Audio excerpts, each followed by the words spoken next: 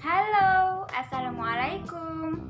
Perkenalkan, nama saya Nina Nuryani Solihah, mahasiswa Universitas Jember yang sedang melaksanakan KKPLP dari Prodi Pendidikan Guru Sekolah Dasar. Bagaimana kabarnya teman-teman semua? Tetap jaga kesehatan ya. Ingat, patuhi protokol kesehatan dengan menerapkan 3M. Memakai masker, menjaga jarak, dan mencuci tangan menggunakan sabun. Saya akan menampilkan video pembelajaran untuk kelas 4 pada tema 1, Indahnya Kebersamaan, subtema 2, Kebersamaan dalam Keberagaman pada pembelajaran 1. Oh iya, sebelum belajar jangan lupa berdoa ya. Pada pembelajaran ini, kita akan belajar tentang menjalin kebersamaan dalam keberagaman agama. Keberagaman suku, budaya, dan agama tidak menghalangi Udin, Siti, Dayu, Beni, Lani, dan Edo menjalani kebersamaan. Mereka tetap rukun, saling berbagi cerita, dan saling belajar bersama.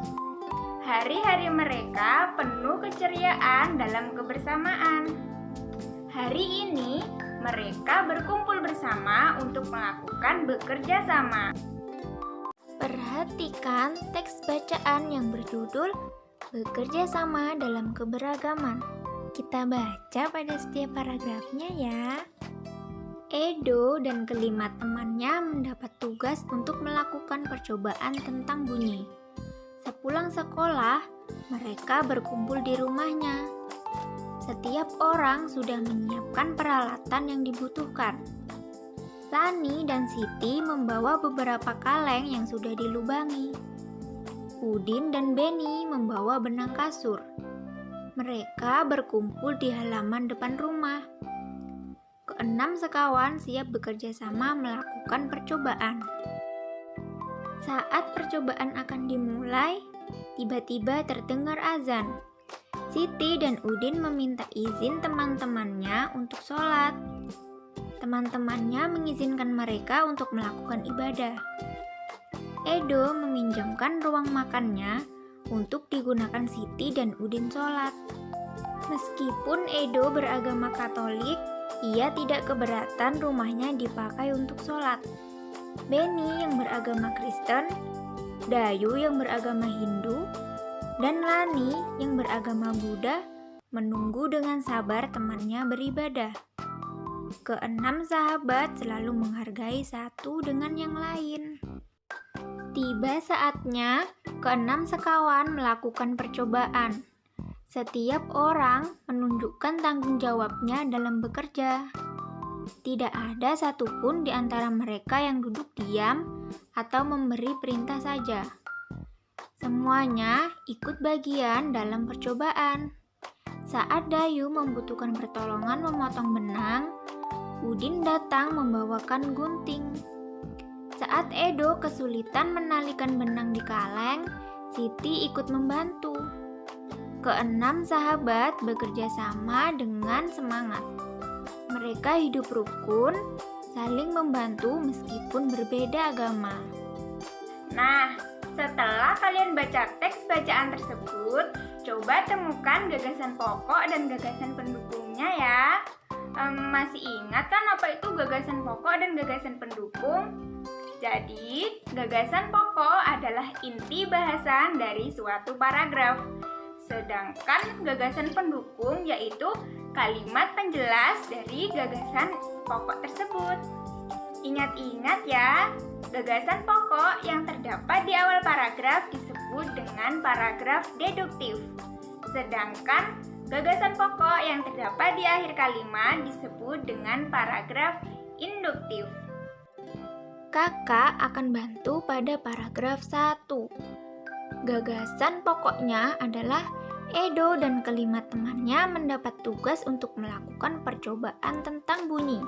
Sedangkan gagasan pendukungnya yaitu kalimat berikutnya. Ada, sepulang sekolah mereka berkumpul di rumah Edo. Setiap orang sudah menyiapkan peralatan yang dibutuhkan. Lani dan Siti membawa beberapa kaleng yang sudah dilubangi. Udin dan Beni membawa benang kasur. Mereka berkumpul di halaman depan rumah. Mereka siap bekerja sama melakukan percobaan. Nah, jadi gagasan pokok pada paragraf 1 berada di awal kalimat yang disebut dengan paragraf deduktif. Bisa dimengerti kan adik-adik? Untuk paragraf selanjutnya silakan dicari sendiri ya. Kita wajib bersyukur kepada Tuhan Yang Maha Esa karena telah menciptakan bentuk tubuh yang paling sempurna. Salah satunya yaitu indera pendengar. Dengan indera pendengar ini, kita bisa mendengar berbagai suara. Lantas, apa saja ya bagian dan fungsi dari indera pendengar? Yuk kita simak. Nah, telinga terbagi menjadi 3 bagian. Ada apa saja? Ada telinga luar, telinga tengah, dan juga telinga dalam. Kira-kira apa saja ya bagian-bagian dari ketiga bagian telinga tersebut? Kita simak yuk.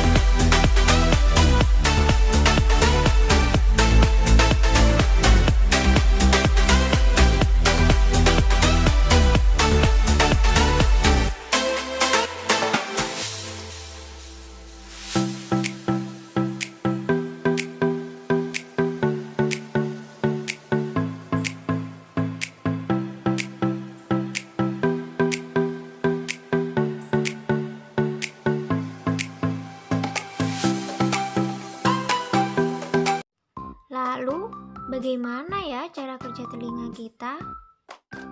Jadi, cara kerja telinga kita itu yang pertama, daun telinga menangkap gelombang bunyi dari luar, kemudian diteruskan ke bagian telinga selanjutnya.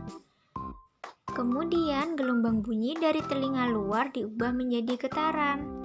Nah, getaran diperkuat dan diteruskan ke bagian telinga dalam untuk diubah menjadi impuls saraf. Kemudian, impuls saraf diteruskan ke otak sehingga kita bisa mendengar suara. Agar adik-adik lebih paham, kakak sajikan dalam bentuk bagan ya. Suara ditangkap oleh daun telinga, kemudian masuk ke lubang telinga.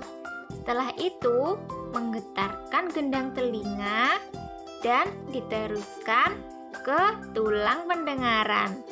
Kemudian diteruskan ke rumah siput dan merangsang ujung saraf pendengaran. Setelah itu disampaikan ke otak dan kita dapat mendengarkan bunyi. Sudah paham belum adik-adik? Bagaimana Kak cara merawat telinga kita supaya tetap sehat? Cara merawat telinga yang baik yaitu yang pertama, bersihkan telinga dengan benar. Kemudian yang kedua, gunakan pelindung telinga dalam kebisingan. Kemudian yang ketiga, hindari volume yang terlalu keras. Yang keempat, jaga telinga agar tetap kering ya. Kemudian yang kelima, istirahatkan telinga Dan yang keenam, memeriksa telinga dengan rutin. Dengan indera pendengar, kita dapat mendengarkan bunyi-bunyi yang berbeda.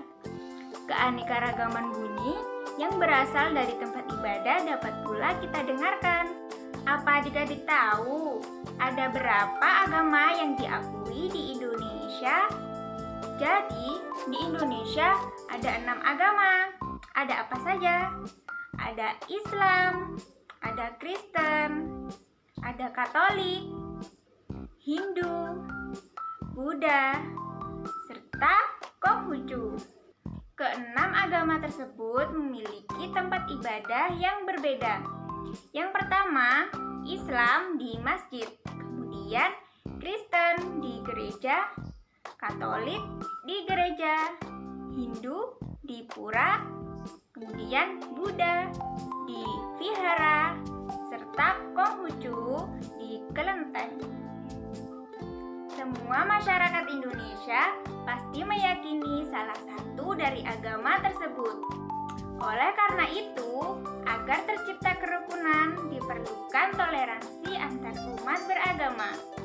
Bagaimana ya caranya? Toleransi antar umat beragama dapat dilakukan dengan hal-hal berikut ini.